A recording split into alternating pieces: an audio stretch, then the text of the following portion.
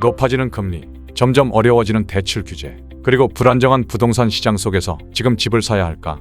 아니면 더 기다려야 할까? 많이들 고민하실 겁니다. 오늘은 서울에서 내 집 마련을 꿈꾸는 분들을 위해 현실적인 방법과 지금 알아둬야 할 부동산 투자 팁을 알려드릴게요. 최근 정부는 대출 규제를 강화하고 있습니다. 특히 디딤돌 대출을 비롯한 대표적인 대출 상품에 대한 규제가 강화되었는데요. 앞으로 서울에 집을 사려는 분들은 대출이 한층 더 어려워질 거라고 하죠.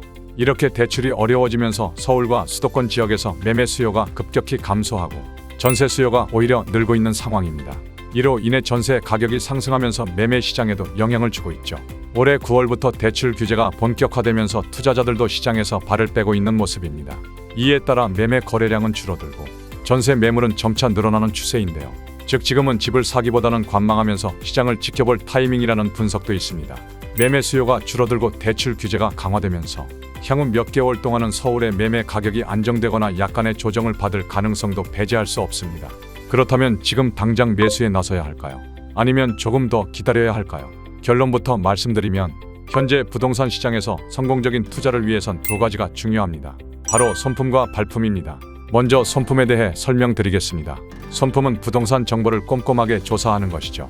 매매가와 전세가, 대출 금리 변화 등을 꾸준히 모니터링하면서 내가 투자하고자 하는 지역의 시장 변화를 파악하는 것이 중요합니다. 서울 수도권의 전세가율이 어떻게 변화하는지, 매매와 전세의 가격 차이가 얼마나 나는지 확인하면서 적절한 매수 시점을 판단하는 것도 핵심입니다. 두 번째는 발품입니다. 실제 부동산 현장에 가보지 않고는 알 수 없는 것들이 많아요. 매물 사진으로만 봐서는 알 수 없는 실제 상태, 입지 조건, 그리고 주변 환경까지 꼼꼼하게 확인해야 합니다. 특히 네이버 부동산이나 여러 부동산 앱에서 나오는 매물 정보와 실제 현장 매물은 다를 수 있습니다. 현장에 가보지 않으면 놓치기 쉬운 부분이 많아요. 예를 들어 같은 동네라도 특정 건물은 일조 조건이 더 나쁘거나 층간소음 문제가 심할 수 있거든요. 최근의 대출 규제는 적어도 몇 년간 지속될 가능성이 큽니다. 따라서 지금 당장은 집값이 상승하기 어려운 환경이 조성될 수도 있습니다. 특히 서울의 경우 수요가 줄어든 상황에서 무리하게 매수를 결정하기보다 차분히 기회를 엿보는 것도 좋은 선택입니다. 전문가들은 최소 1년 정도는 시장 상황을 지켜보라고 조언하고 있습니다. 현재는 고금리 상황이 이어지고 있어 전세가 상승률도 둔화될 가능성이 있죠. 따라서 무리하지 않고 관망하다가 시장이 안정된 후 진입하는 것이 더 좋은 전략이 될 수 있습니다. 매수를 고려한다면 적어도 매매가 대비 전세가가 일정 수준에 도달할 때, 그리고 전세 매물이 어느 정도 회복되었을 때를 목표로 잡는 것이 좋습니다.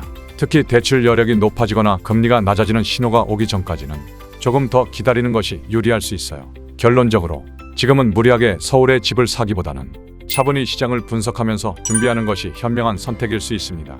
충분히 손품과 발품을 팔아가며 적절한 시점을 기다린다면 후회 없는 매수를 할 수 있을 겁니다. 오늘 준비한 이야기는 여기까지입니다. 다음에 더 좋은 이야기로 돌아오겠습니다. 감사합니다.